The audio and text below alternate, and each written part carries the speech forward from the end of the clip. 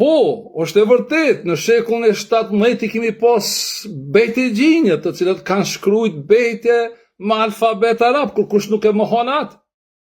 Prej shekullit 17, 18, 19 dhe 20 deri në vitin 1920, edhe pas luftës ditë botërore, në vende ndryshme në Kosovë dhe në Maqedoni është përdor alfabeti arab, pse nuk i kemi desht alfabetin e 36 germave.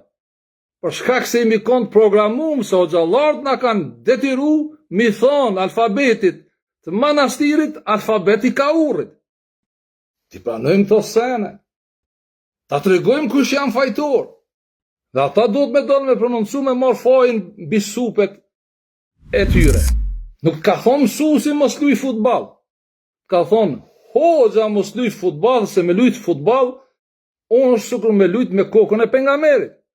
Nuk ka thonë një profesor, një mësus, nuk ka ardhë Ernest Koliqi në 40-at më na thonë, mos i qoni fëmit në shkollë, po na ka thonë hoxha.